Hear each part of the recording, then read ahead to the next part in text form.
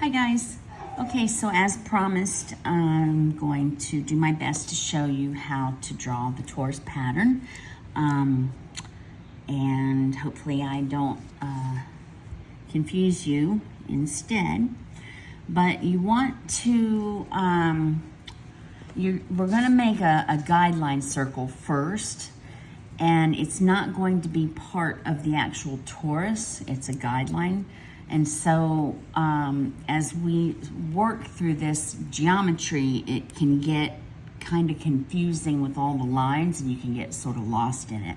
So because the guideline circle is not part of the torus, I'm gonna do that in a different color altogether.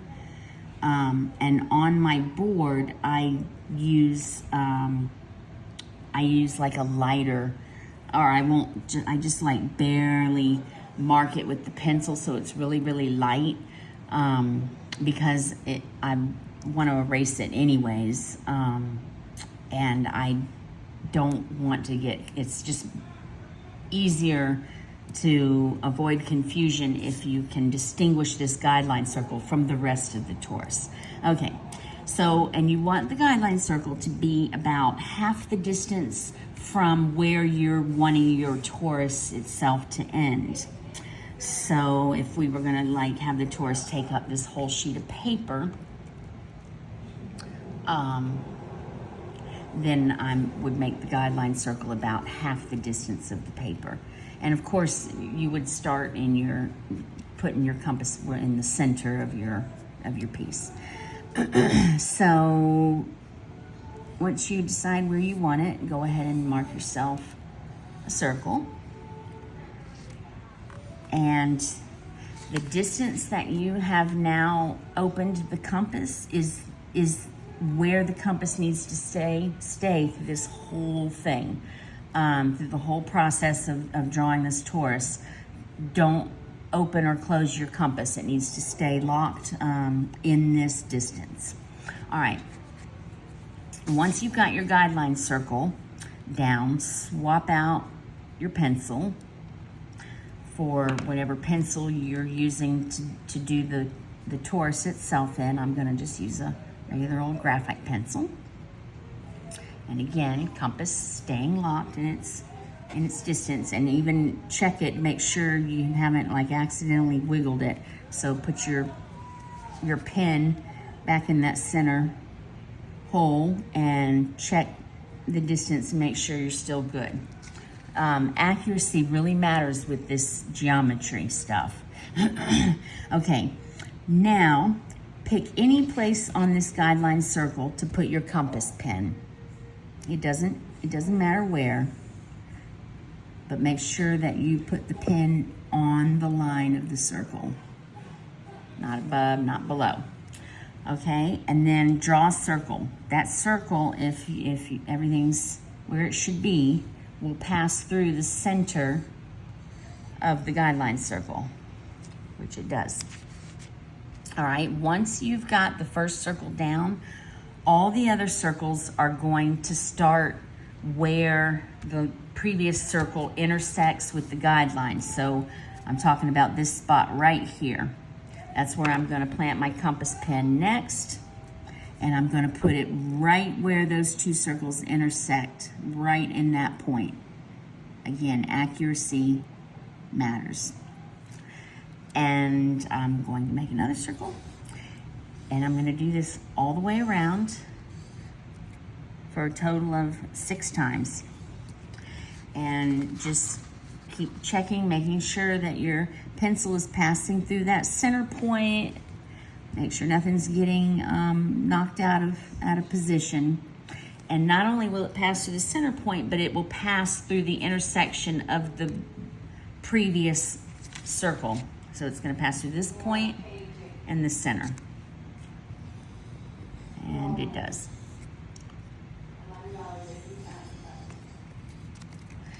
And go around to the next. And what we're drawing here, you may have already realized, is the seed of life. If you're familiar with sacred geometry at all, then you probably know the seed of life. It's really where almost all the other sacred geometry patterns starts with the seed of life. And just like what we're doing right now, the torus is no exception to that. So it's really an amazing pattern. It's almost magical, really. Just something in the universe that's there, that's super cool, and it exists in nature in so many patterns. Right, so just keep going around. And if you're accurate, then you should be intersecting with this last one. All those points should be, and mine are a tiny bit off.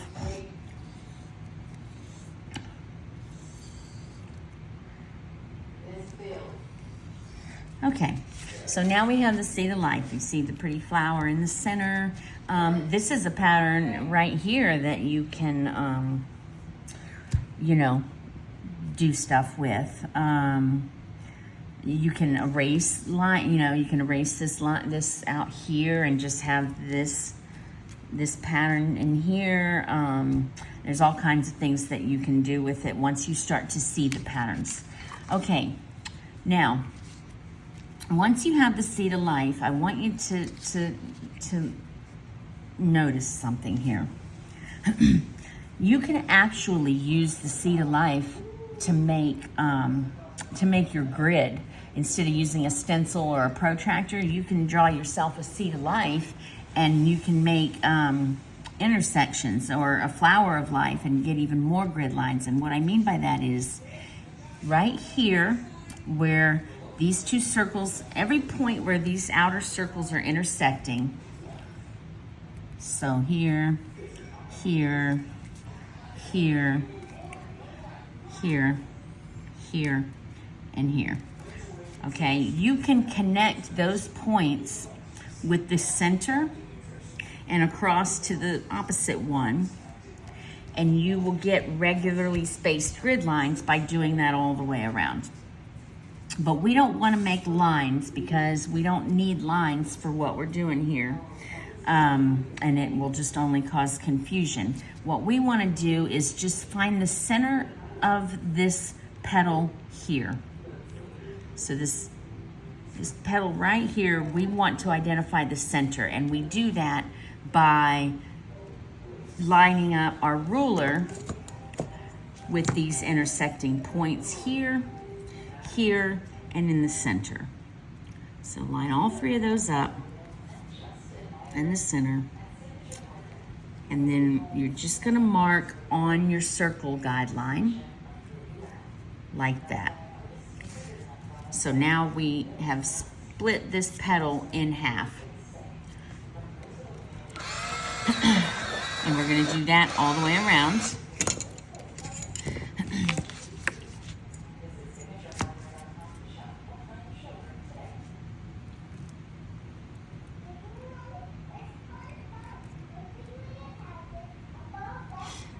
Okay, so here, oops, and here. And last petal.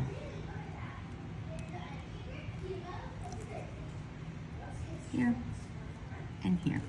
All right, now once we've got those marked, we're going to go back to our compass, which we have not changed the setting on. If you want to double check it again, go to your center of your flower, check that it's still the right distance open.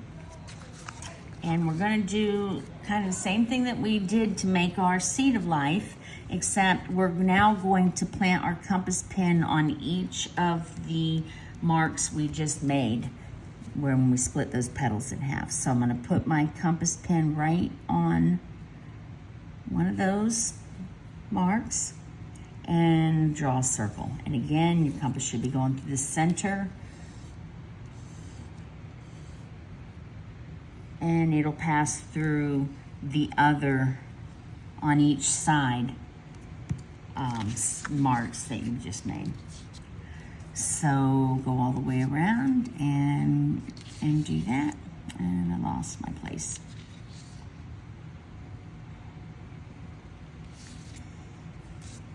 Where am I? I did that one. Did that one. Here we go.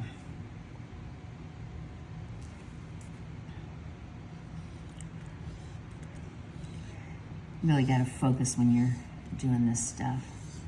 It's hard to multitask with this. So just keep going around.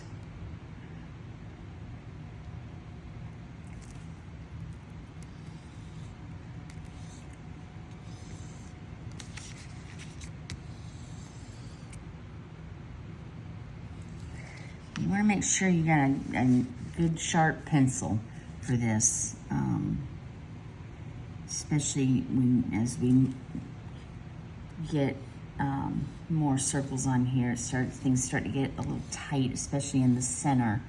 And a pencil that's not sharp is going to make your design in the center, especially, look kind of muddled up.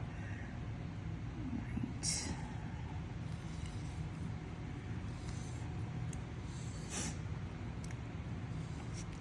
Oops.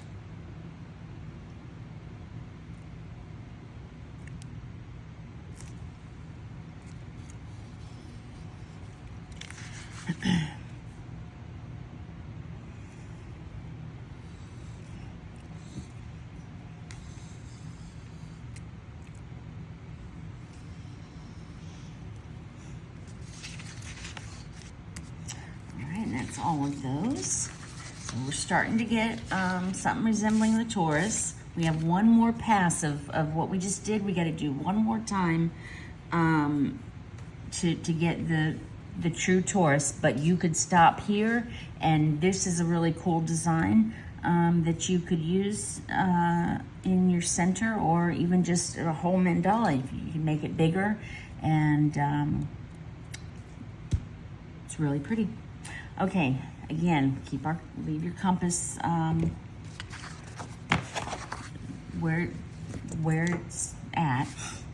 And now it starts to get a little more difficult because it's easy to get lost in all these lines. But focus on the orange circular guideline. The first circle we laid down, okay? We've first divided these petals in half, okay? So now look and see, find some other petals that we can divide in half. And if you look for that, you'll see that right here, this petal right here, I don't really want to mark on it because I don't want to make it, I don't want to mess it up. But you see there's a stretch of circular guideline right here that we can divide in half, all right? And same here, right there. We can divide that petal in half. So how we're gonna do that is the same concept. So if I wanna divide this petal in half, I go and I say, okay, I can take this intersection right here, this intersection right here, the center, and across. So this right here, and this right here. So line your ruler up on all those points.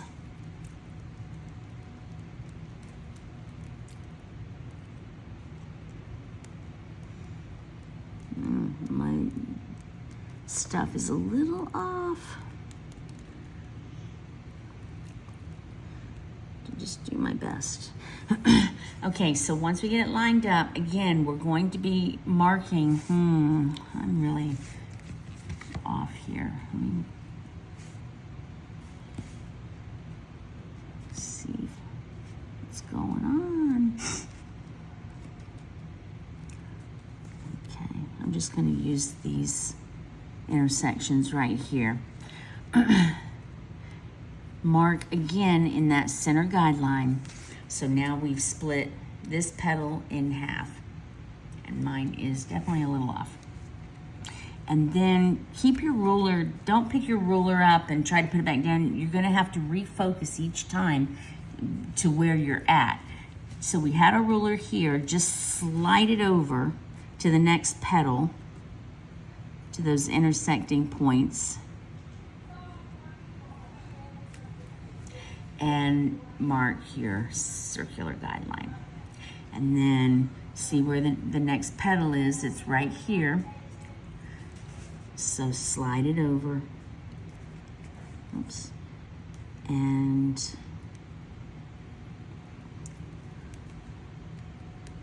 find your intersections, line up with your center, and mark the circular guideline. And then the next one.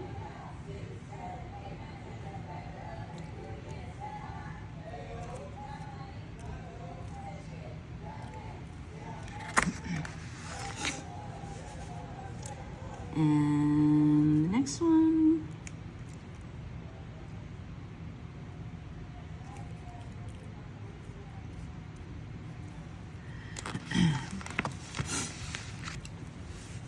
And the last one. There we go. Yeah, it is. Okay, and now we're going to do the same thing that we did the last time. We're just going to have more circles to do this time. Your compass is still set to that same opening. And we're going to go to each of the marks that we just made, plant our compass pin, and you really want to focus now and keep track of what you're doing. Don't look away, because it starts to get a little hairy-carry through here. And make your circles.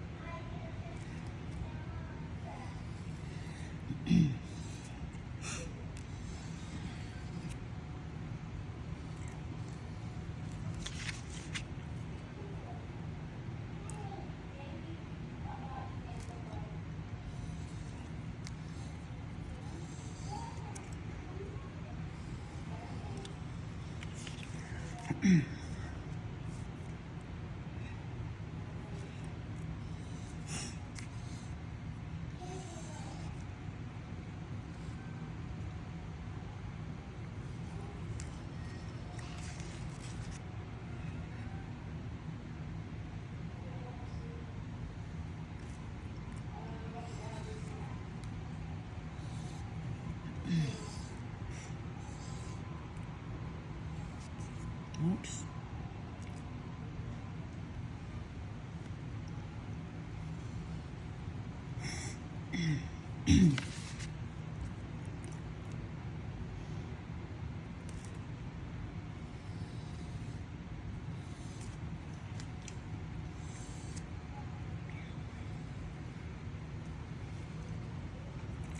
I'm going to take my pencil out and sharpen it real quick. You see in here I'm losing the definition of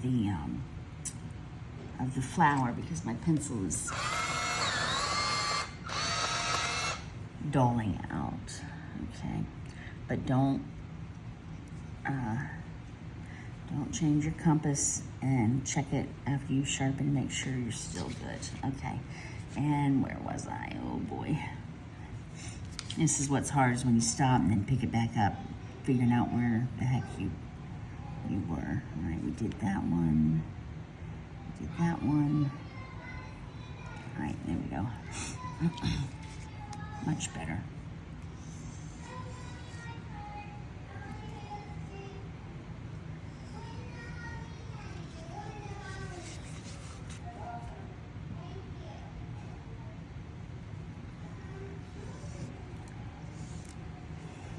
I think it's so much fun to see these patterns come to life, and it's just super cool. I really like the geometry. I've always, since I started dotting, I've always kind of actually enjoyed the whole guideline process. So I like using a compass and all that stuff. So this is really fun to me. I bought a few books that have patterns, some patterns, sacred geometry patterns in them to try to learn and certainly share with you guys anything I managed to pick up. Okay, we got one more.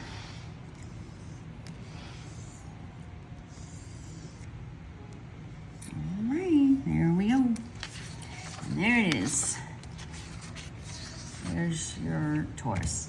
And so, you know, after you had your design done, you know, you could go back in with an eraser. I'm just looking for an eraser.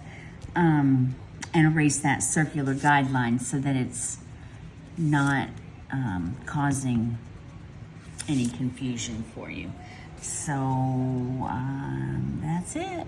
I hope that you were able to make sense out of that, and you know where to find me if you need me. I'll help best I can, any way I can. So I'll see y'all later. Bye.